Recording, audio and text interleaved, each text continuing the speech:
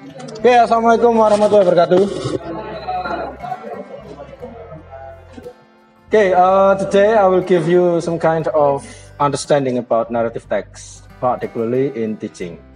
Narrative text dalam pendidikan atau pengajaran. Why is it important? Of course, it is so important because when you are a teacher, when you are a pre-service teacher, when you are a candidate of a teacher, especially English teacher, it means that you have to teach some kind of text, and one of it is narrative text.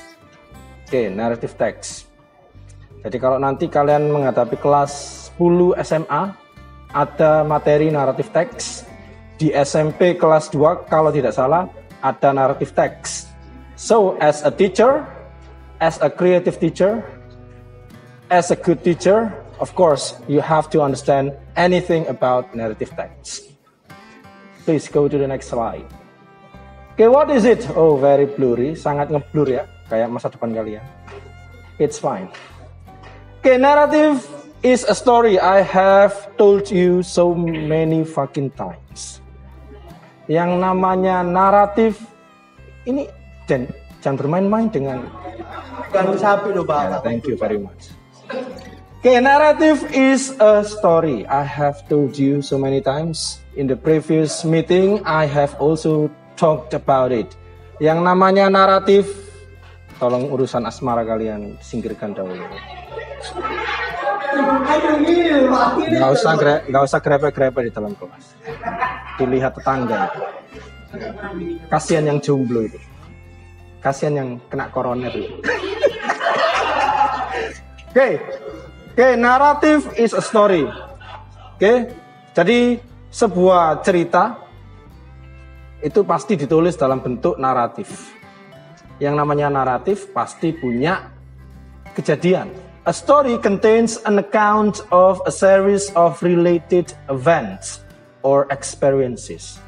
Jadi setiap cerita itu pasti memuat serangkaian kejadian-kejadian yang saling berurutan.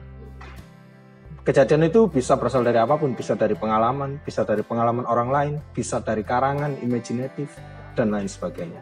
Kejadian itu berarti sesuatu yang biasanya tidak seperti itu, kemudian muncul seperti itu. Kemarin saya menjelaskan, kalau misalnya setiap hari kalian bangun tidur, sarapan, berangkat ke kampus, pulang, tidur, bangun tidur, dan seterusnya kayak gitu, itu bukan kejadian. Tapi kalau kejadian itu ketika Anda bangun tidur, tiba-tiba Anda berubah menjadi raja singa namanya. Nasar, tolong dikendalikan kondisinya. Oke, jadi setiap cerita, ketika Anda punya suatu kejadian, punya pengalaman yang unik atau sesuatu yang tidak seperti biasanya, itu bisa menjadi suatu cerita. Misalnya Aden biasanya pacaran mesra-mesraan tiba-tiba bertengkar hanya karena Mobile Legend nggak connect misalnya.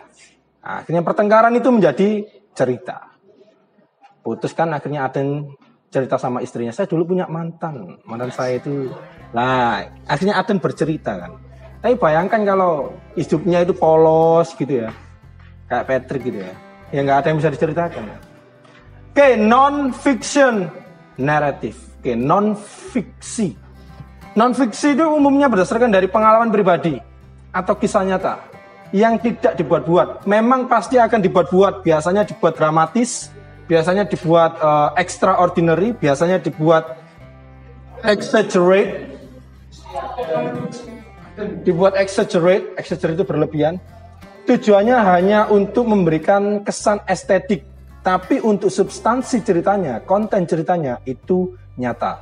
Contoh ketika kalian lihat film biografi, itu kan dibuat berlebihan. Film Steve Jobs misalnya, ya nggak kayak gitu, tapi substansinya atau isinya memang seperti itu faktanya, tapi cara dialognya mungkin dilebih-lebihkan, ditambahin sesuatu, aktornya dibuat lebih tampan dan lain sebagainya, hanya untuk estetika. Travelog, jadi yang suka traveling ya, yang suka nulis-nulis di perjalanan, misalnya di Borobudur atau di Semeru atau atau waktu Anda tercebur di kawah gitu ya. Wah, Anda tetap sempat-sempatnya nulis cerita lah, itu bisa menjadi pengalaman, yaitu travelog. Jadi segala teks yang dibuat berdasarkan perjalanan Anda. Oke, the next one, memoir. Bacanya memoir ya, bukan memoir. Karena berasal dari bahasa Prancis, memoir. Jadi suatu kisah dari seseorang yang telah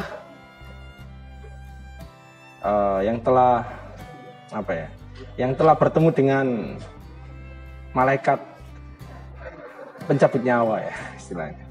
Jadi orang yang sudah wafat itu bisa dibuatkan memoirnya. Autobiography sama biografi. Kalau autobiography itu Anda menulis kisah diri Anda sendiri. Misalnya yoga itu ya. Karena sakit yang tidak bisa sembuh, akhirnya dia berusaha menjadi orang yang mapan dan sukses. Wah. Akhirnya dia menjadi pebisnis ikan lele ya, kumisnya lele itulah yang dibuat aksesoris ternyata. Dan dia sukses. Ketika dia sukses, kemudian dia menulis kisahnya sendiri dalam biografi. Kebanyakan kayak pesepak bola atau orang-orang sukses biasanya membuat autobiografi. Tapi kalau biografi, itu misalnya yoga itu ya. Kemudian sudah sukses tadi ya. Nasar itu yang seorang penulis, ingin menulis kisahnya yoga, disebut sebagai biografi. Biografinya siapa? Yoga. Yang nulis apa? Nasar. Karena mungkin Nasar mengenal yoga atau Nasar ingin menuliskan kisahnya kisahnya yoga yang sangat inspiratif. Oke, that is non-fiction. Fiction, made up story, cerita yang dibuat-buat. Ada fairy tale, fable, story, epic, legend, novel, and etc. Fairy tale, kisah-kisah yang ada peri-perinya itu ya. Peri, bukan perih loh. Peri itu berarti sad boy atau sad girl. Hah?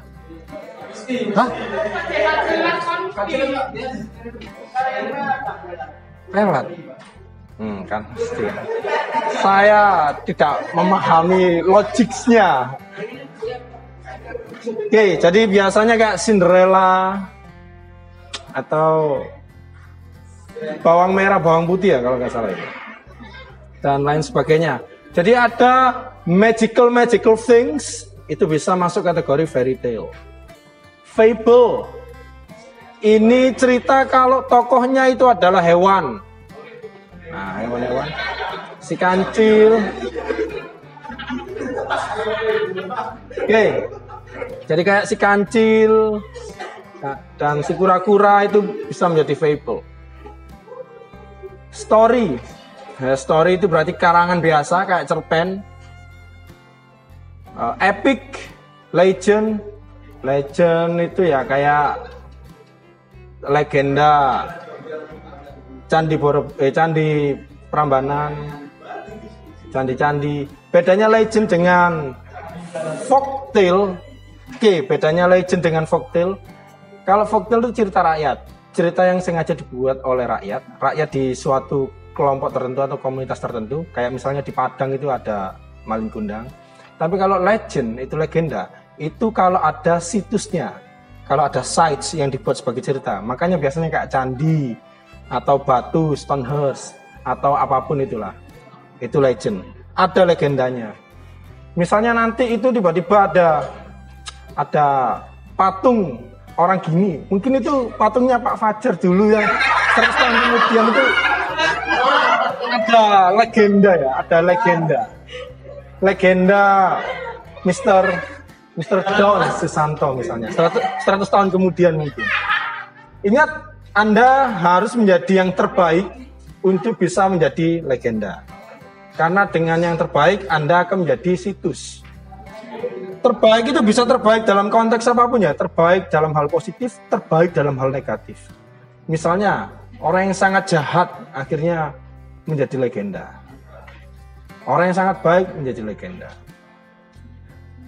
Patrai. Anak masalah apa sih karo Patrai? Oke, jadi seperti itu ya. Oke, bos. Tapi biasanya gini ya, baik fiksi atau non fiksi itu pasti memberikan semacam pesan dari penulis, pesan moral atau suatu nilai, moral value. Tapi umumnya yang dari fiksi itu yang memberikan kesan yang lebih dalam karena bukan hal yang terkait dengan personal. Contoh, ketika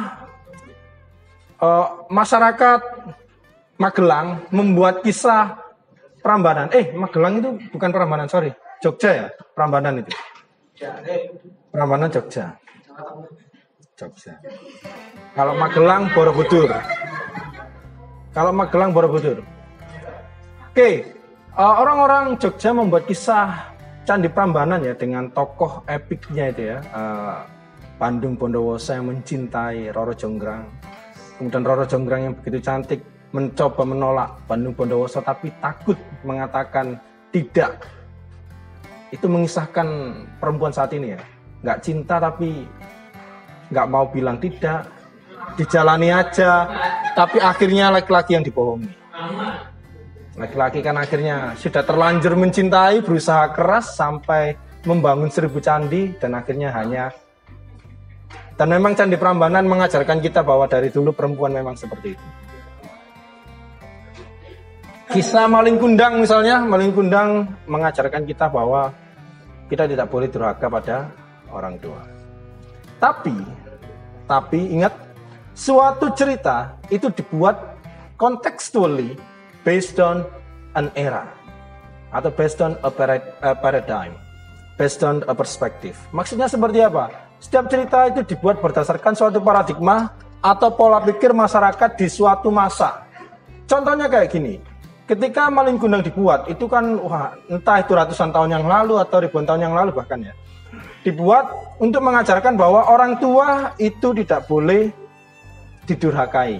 Kita harus manut terus dengan orang tua. Masalahnya, ketika kita berhadapan dengan masyarakat saat ini, kalau dulu orang tua bijak-bijak, tapi kalau sekarang orang tuanya tiktokan, belanja Shopee, sakarep dewe dan lain sebagainya. Orang tua pada saat ini itu sudah tidak sebijak orang tua pada zaman dulu. Dan artinya Maling Kundang itu juga harus mengalami revisi. Revisi dalam artian menyampaikan pesan moralnya. Jadi ketika nanti kalian menjadi guru, kemudian ada teks naratif yang harus diajarkan ke siswa dan itu Maling Kundang, Anda memang harus mengajarkan bahwa orang tua atau seorang anak tidak boleh durhaka pada orang tua.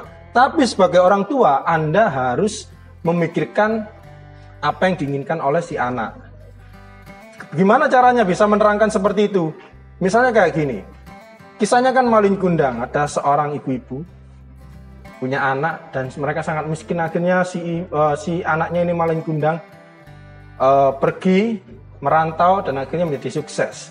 Ketika sukses, dia pulang ke tanah Minang dan kemudian mengadakan pesta pernikahan dengan perempuan yang cantik.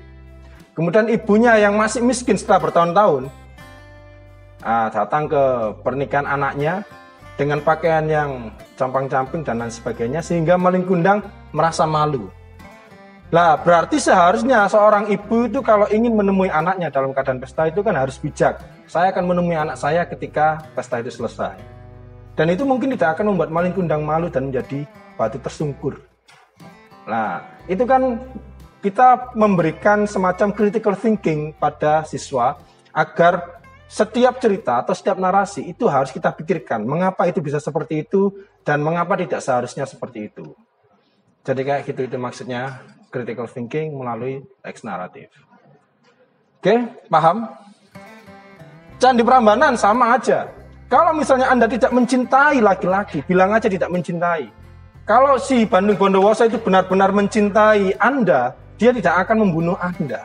Dia akan berusaha membuktikan bahwa dialah yang terbaik, tanpa harus membohongi laki-laki yang telah mencintainya. Itu cara membuat kita berpikir bahwa kebenaran itu plural. Kebenaran itu bisa berdasarkan versi siapapun. Next.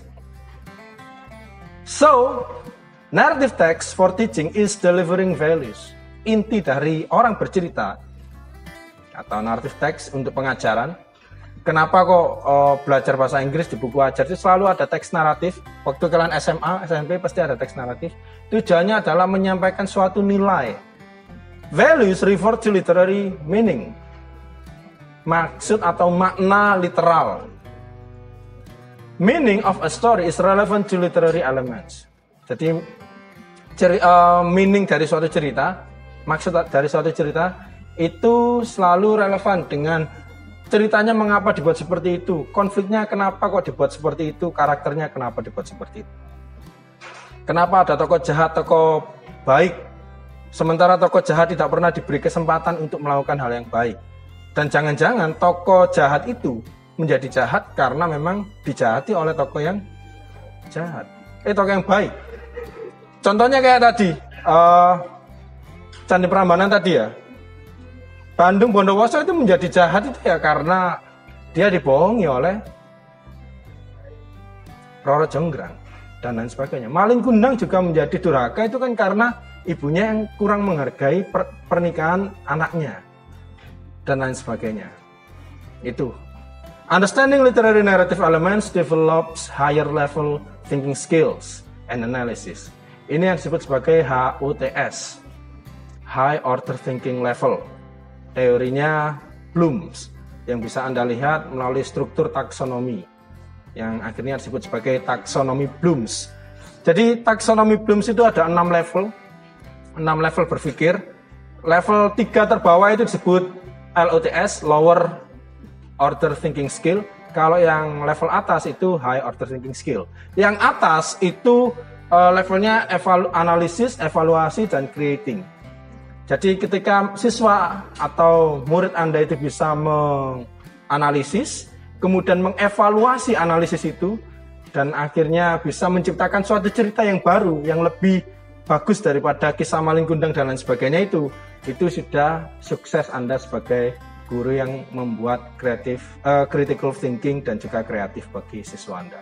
Dan itu adalah level yang paling sulit, membuat orang bisa berpikir kritis dan bisa menginovasi sesuatu yang secara umum sudah diterima masyarakat. Next, surplus. Language teaching book must use text. Buku ajar bahasa Inggris pasti menggunakan teks. Dan salah satu teks yang digunakan naratif. Jadi teks itu ada banyak, ada reports, ada exposition, yang masak-masak itulah, urutan masak-masak dan sebagainya. Dan salah satu teks itu kan naratif.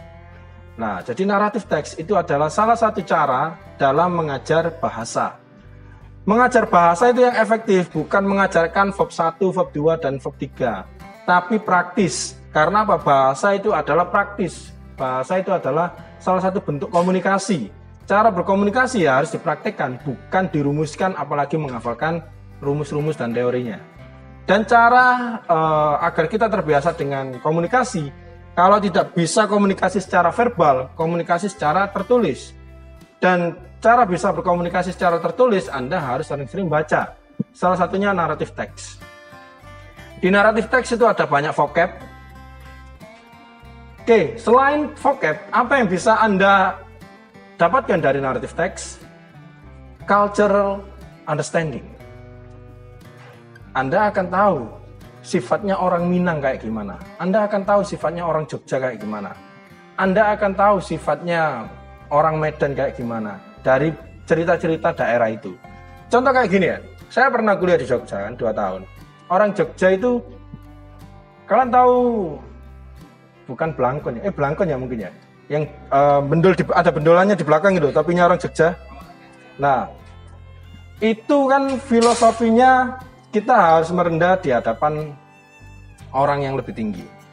Tapi di belakangnya itu kan bendol. Saya waktu di Jogja, orang, ya setahu saya tidak menjelekkan orang Jogja, ada beberapa orang yang saya temui, mayoritasnya, itu kalau nggak suka, itu diomongkan di belakang. Nggak langsung terus terang bicaranya. Cerita Roro Jonggrang itu ternyata juga merefleksikan nilai budaya orang Jawa Tengah, yang kalau nggak suka, itu diem. Tapi di belakangnya nggak suka. Lah, itu kenapa kok bisa seperti itu? Ingat, apa yang kita pikirkan akan menciptakan budaya kita. Makanya jangan kaget kalau orang Jawa itu kenapa kok, mohon maaf ya, orang Jawa itu kalem-kalem kayak tahu sendiri lah. Karena dari pakaiannya aja, kalau kalian nikah nanti pakai budaya Jawa, pasti pakai sewek cowok itu. Bajunya sangat rapat, perempuannya di model kayak gitu. Itu semua ada kaitannya dengan nilai kultural. Perempuannya Jawa kayak gini ya, wetengnya dibulet sampai ketok guru. Karena memang ada nilai-nilai yang ingin disampaikan melalui representasi seperti itu. Jawa yang kalem. Kenapa orang Medan itu keras kayak gitu? Selalu itu terefleksikan dengan gaya bahasa mereka. Ngomongnya kayak ngono, wataknya ya keras. Contoh lain misalnya apa? Banyak lah. Jadi bahasa, budaya, dan watak dari suatu komunitas atau masyarakat tertentu itu pasti relevan. Dan itu disebut sebagai cultural understanding.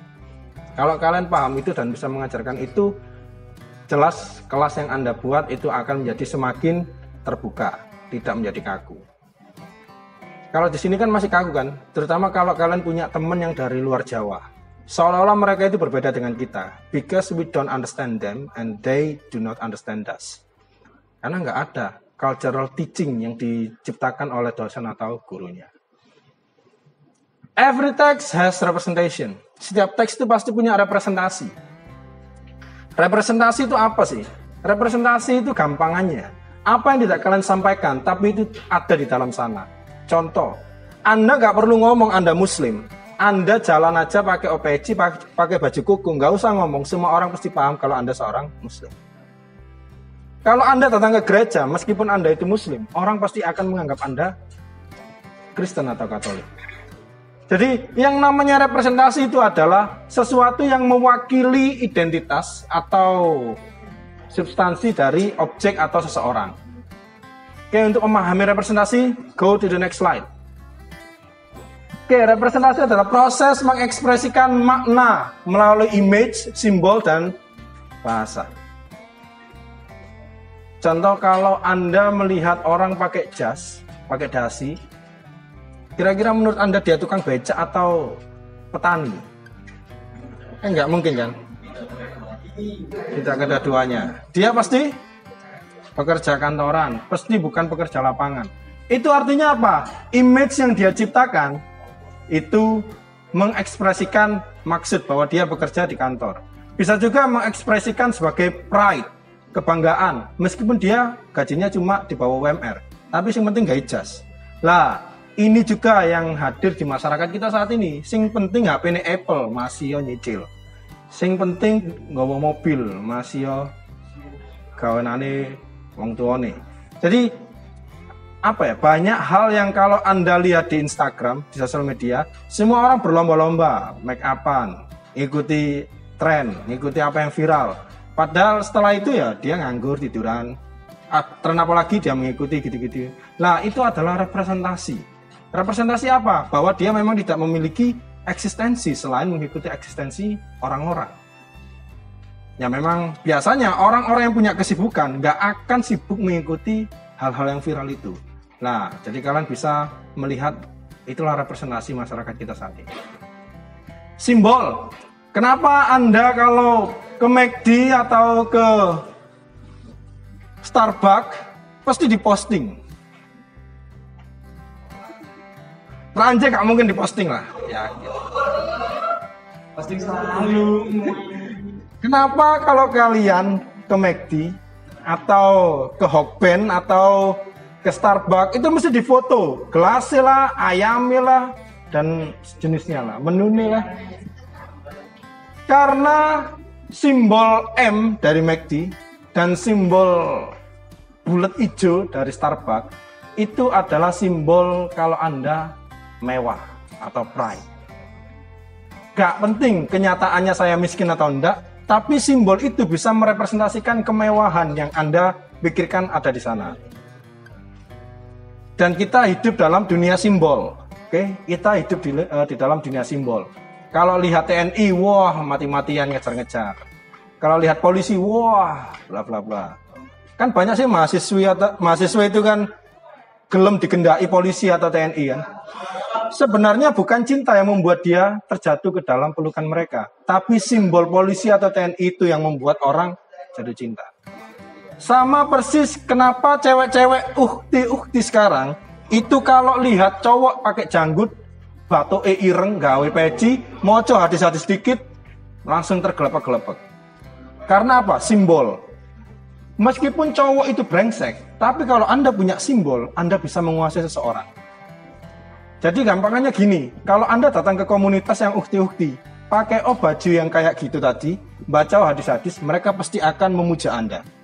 Sama persis, polisi atau TNI, meskipun pangkatnya paling bawah, datang ke kampus, pasti banyak mahasiswa yang akan kecantol kalian. Karena apa? Itu adalah simbol, namanya kuasa simbol ya. Saya dulu, waktu pertama kali dosen di sini, umur 25. Dulu sebelum jadi dosen, saya itu nggak laku. Tapi ketika jadi dosen, banyak mahasiswa yang cantik, itu bisa saya dapatkan dengan mudah. Karena apa? Kuasa simbol. Makanya laki-laki sekarang yang jelek-jelek, burik-burik itu, sebenarnya bukan Anda nggak laku, tapi Anda belum punya simbol yang untuk menaklukkan orang lain. Sama persis kayak Pak Fajar itu ya.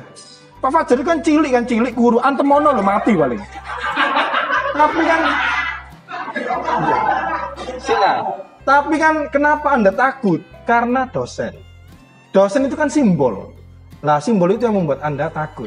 Bayangkan ya, Anda nggak kenal Pak Fajar, Anda ketemu Pak Fajar di lampu merah atau di Masjid Agung lah, dan dia meletek kayak gitu, pasti kalian antemi lah. Yakin. Itu contoh aja. Jadi ingat ya, kita hidup itu dalam kuasa simbol. Saya bisa menguasai Anda, tapi saya dikuasai istri saya. Karena apa? Ada simbol. Simbol laki-laki yang tauladan itu tidak harus menuruti permintaan istri, misalnya kayak gitu. Jadi semuanya adalah relasi kuasa melalui simbol-simbol. Dan kita adalah masyarakat yang simbolis, lebih mementingkan simbol daripada kenyataan. Tanya Putri, meskipun cowoknya itu brengsek, tapi karena dia TNI, dia mati-matian mau bersamanya. Misalnya. Oke, ya itu cuma sekedar teori ya. Nggak tahu kenyataannya, mungkin ada yang relate, ada yang nggak relate. Nggak masalah, itu cuma sekedar teori. Namanya kuasa simbol. Language, bahasa itu bisa merepresentasikan sesuatu ya. Misalnya kalau gini, ketika kalian marah, kalian kan mesti ngomongnya anjing. Lah, anjing itu kan harusnya simbol dari binatang, tapi bisa merepresentasikan kemarahan kalian. Jadi bahasa kalian adalah cara kalian merepresentasikan sesuatu yang nggak bisa dihadirkan. Marah, benci, kecewa, itu semua bisa diekspresikan lewat bahasa. Contoh misalnya Vita kecewa kan dengan yoga karena yoga koroner misalnya. No, it's just kidding. Akhirnya Vita buat story, aku kecewa, titik. Atau biasanya Vita itu kan storynya panjang-panjang gitu. Tiba-tiba titik. Lah, titik itu adalah bahasa kekecewaan. Sama kayak cewek nulis terserah titik. Itu bahasa kekecewaan. Apalagi cewek jawab ye titik. Wah, itu semarah levelnya. Jadi ingat, bahasa bisa merepresentasikan. Next. Furthermore, language, exposition, coding, decoding. Jadi bahasa itu mengekspresikan siapa yang membuat makna dan siapa yang membongkar makna, atau siapa yang menerima makna.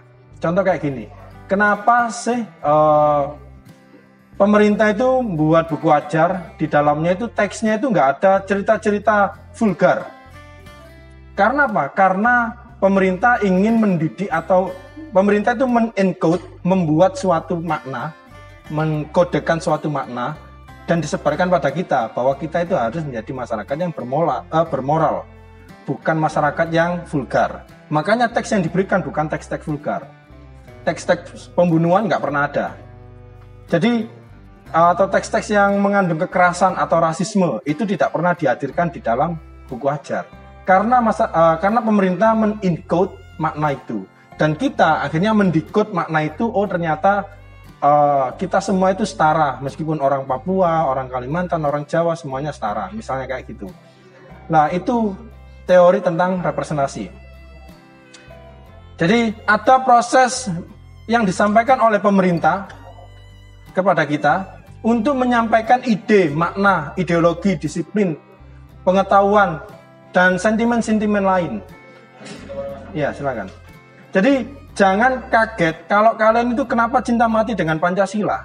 Itu karena dari kalian SD, SMP, SMA sudah ditanamkan untuk mencintai Pancasila, mencintai NKRI, kemudian menghindari kekerasan, menghindari rasisme, dan lain sebagainya. Itu diideologisasi oleh pemerintah melalui buku ajar.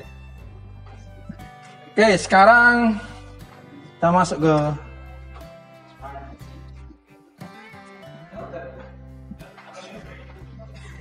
ada yang tahu ini maknanya apa? Pesannya apa?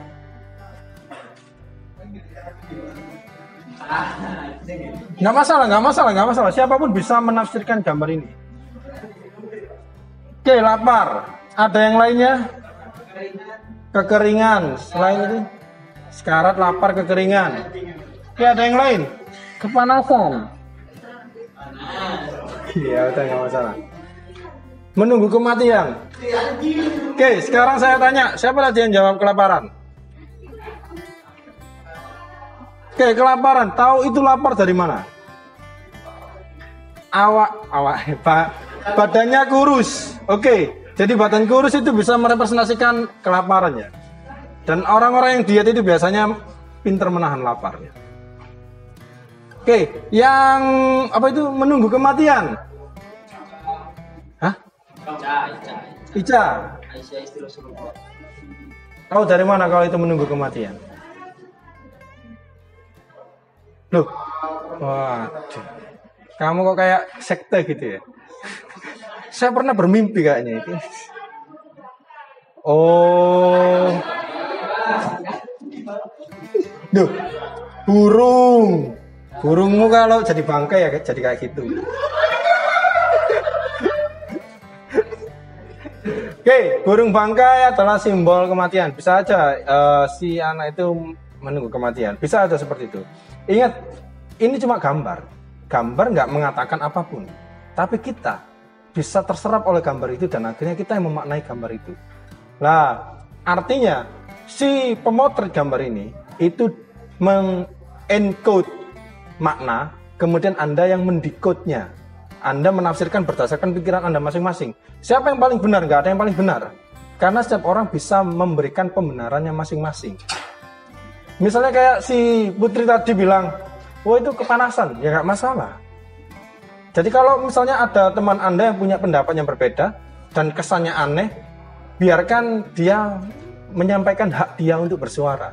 Itu hal yang paling penting dalam representasi. Oke, ini adalah gambar dari salah satu pemotret yang memenangkan Pulitzer di Amerika. Dia di Afrika dan kemudian dia berada di zona perang dan dia memotret ini. Kasusnya apa? Bukan tentang kasusnya. Ada banyak cerita dari gambar ini yang ingin disampaikan oleh si pemotret itu. Sudah difilmkan juga, judulnya Boom Boom kalau nggak salah. Oke, next. Oke, terima kasih kakak, bapak, mama, semua kami senang ada program datang ke sini. Ada yang tahu program apa? Sudah kak. Kok bisa kalian hafal? Visi misi Unipa, hafal nggak? Visi misi Unipa? Nggak hafal kan abiannya? Oke. Pertanyaannya seperti ini. Kenapa visi misi Unipa yang ada di lift dan Anda sering lihatnya, tapi nggak hafal? Tapi iklan ini cuma bertahan 3 bulan dan kalian hafal. Kenapa? Pertanyaannya. Enggak, mas. Meskipun visi misi itu ada gambarnya Pak Naben ya kalian nggak akan hafal. Meskipun ada gambarnya siapa? Apa aja namanya? Ada audionya juga. Kalau kita lebih cepat ya. lebih ke interaktif, Pak. Lebih ke interaktif. Oke, jadi seperti ini. Ketika iklan ini muncul, ada Papua, kemudian ada anak SD, Dan Aqua itu perusahaan air mineral. Dan dia ingin membantu orang-orang Papua. Karena beberapa daerah di Papua seperti yang diiklankan itu tidak mendapatkan suplai air yang cukup. Nah, Aqua dengan misinya yang mulia seperti itu, kemudian akhirnya membuat Anda simpati dan berpikir bahwa apa yang dikatakan Papua itu benar, bahwa orang-orang di daerah tertentu itu membutuhkan sumber air. Padahal Aqua tidak semurni itu dalam membantu orang-orang di daerah Papua itu. Kenapa? Karena bisnis is bisnis. Bagi Aqua, dengan mendapatkan simpati, saya akan mendapatkan untung. Makanya ketika Anda membeli Aqua, 5% dikasihkan pada mereka. Sisanya, ya untuk Aqua sendiri. Nah, ini adalah cara Aqua memberikan semacam relasi kuasa pada kalian. Makanya air mineral itu biasanya kan kita ingatnya cuma Aqua. Nah, ini salah satu caranya. Salah satu cara yang membuat Aqua menjadi kuat. Tapi poin utama dari gambar ini itu adalah ada daerah di Papua yang mengalami kekeringan. Dan kemudian Aqua memberikan semacam bantuan dan juga mendapatkan keuntungan dari sana. Dan memang selalu bekerja seperti itu. Sistem bisnis selalu bekerja seperti itu. Kita seolah-olah ditolong tapi mereka mendapatkan untung. Rumah sakit juga kayak gitu. Kita ditolong tapi kita membayar dan mereka mendapatkan untung. Dan bisnis selalu berjalan seperti itu. Terakhir, next.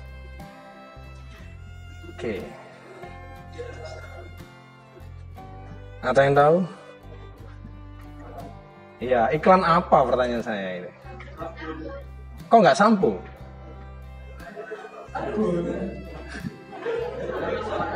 Itu ada body wash-nya. Misalnya kalau tulisannya nggak ada. Loh, kok tahu dia mandi, wong dia nggak mandi kok. Wes. Oke, ada yang bisa berpikir selain tentang sabun dan persabunan. Tentang gambar ini. Lux. Wah, body wash, beauty puff. Terus ada gambar cewek kayak gini. Ini ada apa di baliknya ini? Ada yang bisa berpikir seperti itu? Kamu kok sudah di kamar mandi sabun bilang batang-batang? Duh, ya enggak loh, itu kan bukan sabun batangan. Subhanallah sekali. Ya, ada yang bisa berpikir sesuatu yang liar lah di sini.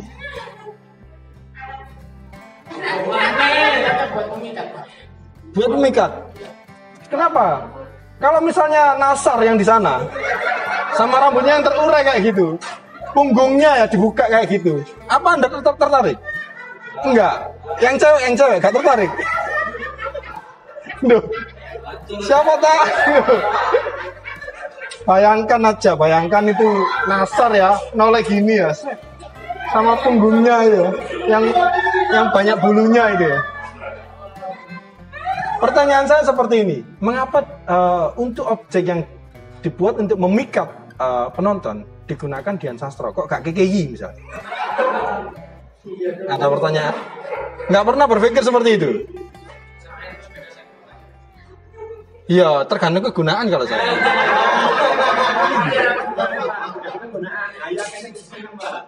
Nah, kenapa orang-orang banyak yang suka yang kayak gini? Nah, kenapa nggak Putri? Pertanyaan saya kayak gini, misalnya Dian Sastro itu gendut, hitam, apa masih digunakan jadi model? Artinya kayak gini, yang membuat iklan ini itu punya persepsi bahwa masyarakat itu menganggap cantik itu adalah putih, mulus, langsing. Dan itu yang dikonsumsi oleh kita. Makanya secara tak sadar, Anda nggak sadar, Anda tertarik dengan ini. Kenapa kok Anda tertarik dengan ini? Bayangkan ya, orang-orang pedalaman kalau dikasih Dian Sastro nggak akan tertarik. Karena apa? Bagi mereka, ya saya tertarik dengan yang kulitnya hitam. Kenapa kok kayak gitu? Semuanya tentang persepsi. Kita berpikir bahwa yang cantik itu putih langsing karena dari dulu sampai sekarang kita mengkonsumsi bahwa perempuan itu yang cantik harus kayak gini. Kalau nggak gini nggak cantik. Dan masalahnya akhirnya itu dimanfaatkan oleh skincare itu. Wah, kalau pakai ini Anda akan putih. Obat-obat diet. Kalau Anda pakai ini akan jadi langsing dan seterusnya. Dan Anda akhirnya mati-matian tidak menerima tubuh Anda sebagai tubuh Anda. Putri pasti bayangannya kapan jadi langsing. Hentikan pikiran itu, Bud. Cantiklah menjadi dirimu sendiri, nggak perlu menjadi seperti dia. Seperti itu kan. Jadi Anda itu sudah tidak menghargai tubuh Anda sendiri karena Anda terlalu banyak mengkonsumsi objek-objek seperti ini. Ini adalah ideologisasi namanya. Jadi mengideologisasi pada kita semua bahwa cantik harus seperti ini, tampan harus seperti Lee Min Ho. Yang putih, bayangkan ya Lee Min Ho itu bogang, terus hitam, nggak akan ada yang suka lah. Padahal kalau dari perspektif spiritualitas ya, Tuhan itu pasti menciptakan sesuatu itu sudah terbaik versinya. Tapi manusia karena terideologisasi oleh kayak gini, akhirnya manusia tidak menerima tubuhnya sendiri. Bayangno ya, putri ya, kan melon di kayak awak kayak gini, rai kayak gini, tapi kon diabetes. Diabetes misalnya. Diabetes uripmu gak sedawa. Kan pasti kamu milih saya mending gendut tapi sehat. Kan gitu sih. Nah, karena terlalu banyak mengkonsumsi kayak gini, akhirnya kita tidak bersyukur. Ingat, cantik itu nggak harus putih langsing, bisa hitam, bisa gendut, bisa keriting, bisa apapun. Nilai cantik itu subjektif, bukan objektif. Next, terakhir.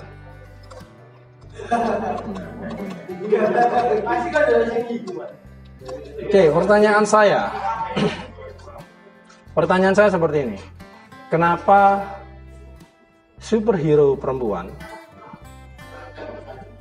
dibuat seksi, tapi kalau superhero laki-laki dibuat muscular atau berotot?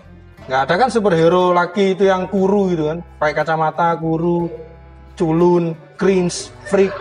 Nggak ada. Peter Parker kalau sudah pakai baju kan dibuat berototnya, nggak mungkin bajunya kedodorannya, nggak mungkin ya. Kenapa dibuat seperti itu? Itu adalah konsumerisme, simbol maskulinitas dan feminitas. Untuk menjadi perempuan, Anda nggak harus pintar, Anda nggak harus kuat, tapi Anda harus bohai. Untuk menjadi laki-laki, Anda nggak harus apapun, yang penting berotot. Dan itu terus yang terjadi dalam otak kita. Dan perempuan berpikir dia harus fisiknya bagus, dan laki-laki harus berpikir bahwa dia harus kuat. Dan itu adalah ideologisasi. Film-film yang ditampilkan oleh Hollywood dan lain sebagainya, itu mengideologisasi pikiran kita. Dan secara nggak sadar kita mengkonsumsinya, dan kita menjadi apa yang seperti kita konsumsi. Makanya kalau Anda suka nonton kayak gini, fantasi Anda pasti tentang ini. Dan itu selalu terjadi. Dan kita nggak pernah sadar. Dan itu seperti candu. Kalau sudah kecanduan kayak gini, kita pasti berpikir bahwa perempuan ya harus seksi. Kalau nggak seksi nggak bisa menjadi perempuan. Dan itu adalah pikiran yang keliru. Oke, next, terakhir. Oke, how do text in language textbook represent? Bagaimana representasi dari teks-teks yang ada di buku teks ajar bahasa? Poinnya, every text mengimplikasikan wacana. Wacana itu bisa kultural, sosial, gender, dan lain sebagainya. Wacana itu kayak gimana sih? Wacana itu apa yang disebarkan pada Anda, dan Anda nggak sadar itu kapan munculnya, tapi Anda meyakininya. Contoh, banyak anak, banyak rezeki. Kalian tahu itu dari mana? Banyak anak, banyak rezeki. Pernah dengar, tapi kalian nggak pernah tahu itu dari mana. Cari di hadis, cari di ayat Al-Quran, itu nggak pernah ada. Nggak pernah ada. Tanya kiai siapapun, hadisnya nggak pernah ada. Tapi kenapa kalian bisa meyakini? Karena itu disebarkan oleh Soekarno. Kok bisa Soekarno? Soekarno dulu berobsesi punya negara besar, bangsa besar. Makanya disebarkan, woi rakyat metengo, sing akeh. Lah, cek mereka gelem atau percaya dikei atau dikasih sisipan-sisipan yang berbau agama. Kalau banyak anak itu banyak rezeki. Akhirnya meteng kabeh. Ketika wis kakean dikai KB. Akhirnya semua orang berpikir wis KB. Kasih lho apa guys itu gawe anak akeh? Ya soalnya anak akeh itu susah gini-gini. Akhirnya KB. Kenapa orang muda berubah? Dari dulu yang suka metengi bojone terus akhirnya berhenti untuk metengi bojone. Itu semua disebut sebagai wacana. Jadi wacana yang disebarkan oleh pemerintah, oleh siapapun orang yang berkuasa, itu akan mempengaruhi pola pikir kita. Termasuk wacana, kenapa orang tua pasti benar? Nah, karena dari dulu diciptakan pola wacana seperti itu. Kenapa kita berpikir bahwa perempuan itu kalau cantik harus putih mulus? Ya karena ada wacana yang disebarkan. Kenapa kalau yang apa contohnya? Dan lain sebagainya lah banyak. Jadi wacana itu bisa kultural, sosial, gender atau apapun. Wacana itu hanya menjelaskan bahwa kebenaran itu subjektif dan kebenaran itu hanya berlaku di suatu masa tertentu, siapa yang berkuasa, siapa yang bisa menciptakan wacana. Kalau misalnya Rama besok jadi Fir'aun ya, misalnya ada Fir'aun 4.0 misalnya. Fir'aun 4.0. Dia menyebarkan wacana. Perempuan yang seksi itu adalah yang gendut. Saya yakin semua perempuan di dunia akan berusaha menjadi gendut. Karena apa? Tergantung versinya siapa yang menciptakan wacana itu. Itu maksudnya wacana. Oke, jadi jadi teks apapun yang ada di dalam buku ajar itu semuanya berdasarkan wacana yang disebarkan oleh pemerintah, seperti keinginan dari pemerintah. Jadi itu maksud dari teks dan juga representasi dan juga tentang narrative text. Okay, that's all for today. Any question? Okay, go ahead.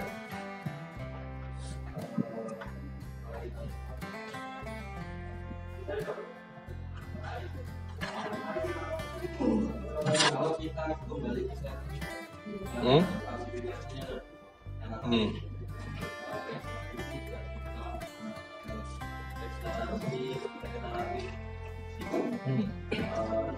kalau misalnya kita suci itu Pak, kalau di dalam dua klasifikasi itu masuk mana? Kitab suci. Wah, kitab suci ini pertanyaan jebakan ini. Nanti saya ditunggu FPI di luar ini kalau saya jawab ini. Diambil sama isi. Oke, menurut sebelum saya menjawab itu, apa menurut kalian Roro Jonggrang Bandung Bondowoso di balik kisah penciptaan Candi Prambanan itu nyata atau enggak? Apa Pak? Gimana? Bandung Bondowoso dan Roro Jonggrang itu kan kisah di balik pembangunan Candi Prambanan. Kisah itu nyata apa enggak nyata? Duh, enggak nyata. Anda percaya Musa itu pernah ada apa enggak? Anda percaya enggak percaya? Wah, pertanyaan saya akan membuat Anda menjadi kafir sesaat ini. Oke, kitab suci. Jadi kayak gini ya. Ini bukan pertanyaan, ini sebenarnya bukan tentang apakah Nuh, Adam, Idris dan lain sebagainya itu nyata atau enggak nyata. Keberadaan kisah itu menyampaikan suatu pesan makna. Pesan makna itu yang nyata. Paham maksudnya? Itu nggak penting apakah Roro Jonggrang atau Bandung Bondowoso itu ada atau nggak ada. Yang penting kita tahu ada 1000 candi dan kurang siji. Nah, ini Prambanan. Paham maksudnya? Ada atau endaknya Raja Namrud yang membangun bangunan yang begitu tinggi untuk menantang Tuhan. Kita semua antropolog, semua para sejarawan sepakat bahwa dulu memang ada kerajaan yang begitu megah di Mesopotamia. Jadi setiap situs, setiap tempat atau bangunan atau sejarah itu pasti memiliki suatu pesan di baliknya. Dan biasanya suatu situs dan lain sebagainya itu pasti memiliki kisah di baliknya yang dibuat dengan tujuan untuk menyampaikan pesan itu tadi. Jadi apakah kitab suci itu fiksi atau enggak fiksi? Enggak, saya rasa kitab suci yang mana dulu? Kayak gitu. Saya tidak berani menjawab terlalu jauh lebih dari ini. Paham maksudnya? Ini kan tidak penting kan apakah mukjizat itu ada atau enggak. Abraham itu ada apa enggak. Tapi yang kita tahu Ka'bah itu ada kan. Sama kayak gitu. Dan apa yang kita ambil dari Ibrahim dan Ismail misalnya? Pengorbanan. Dan definisi pengorbanan itu gimana? Pengorbanan yang mengikhlaskan. Ketika Ibrahim mengikhlaskan Ismail, maka di sana dia mencapai titik puncak dari gimana sih orang itu berkorban. Apakah Ibrahim nyata? Nggak penting. Tapi kita paham tentang makna berkorban. Dari siapa? Dari kisahnya Ibrahim. Itu maksudnya. Apakah neraka surga itu nyata apa nggak nyata? Sama kayak gitu. Tapi kan dengan adanya neraka kan kalian Aden mulai berhenti grepe-grepe mayang misalnya kayak gitu. Karena takut dengan siksa kubur atau siksa neraka misalnya kayak gitu. Tapi bayangkan ya kalau nggak ada neraka, oh Aden nggak percaya nggak ada neraka, wah dia brutal Pak, saya yakin. Dia sangat kriminal nanti bisa ya. Jadi seperti itu. Fungsi dari naratif atau kisah itu adalah memberikan pesan atau memberikan suatu nilai, memberikan suatu ajaran. Mohon maaf kalau nggak bisa memenuhi ekspektasi yang diharapkan. Karena saya tidak berani mengklaim apakah itu fiksi atau non fiksi. Karena saya takut dengan ormas yang berbahaya. Oke, yang lainnya mungkin bisa bertanya.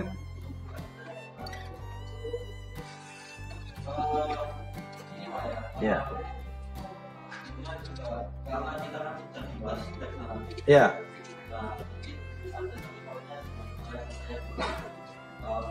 Tadi sudah menyebutkan bahwa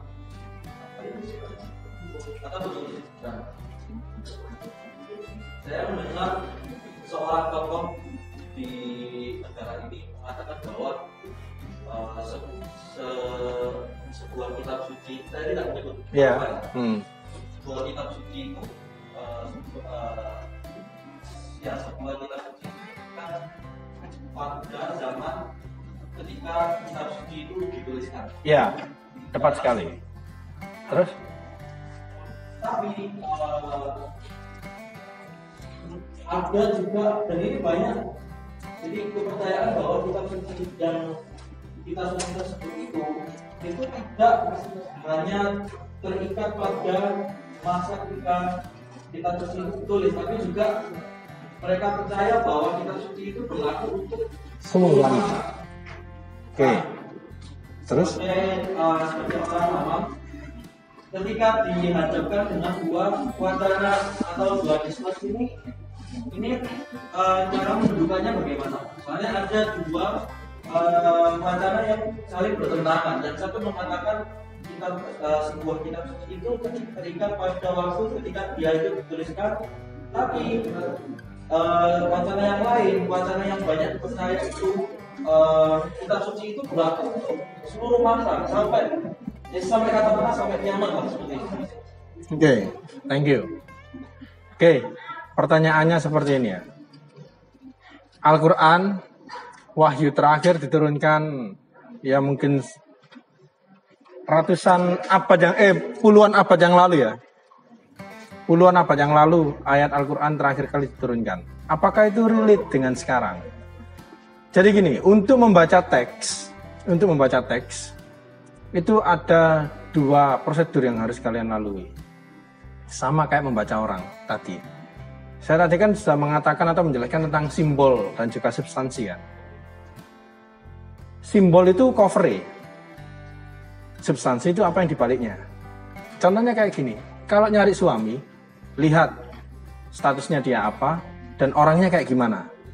Kalau cuma lihat statusnya aja, ya berarti oh dia seorang dokter, oh dia seorang dosen, oh dia seorang polisi. Tapi dibalik dia sebagai dosen dan polisi itu, apakah dia orang yang brengsek? Lah, substansi ini yang perlu dititik beratkan dalam membaca teks tadi.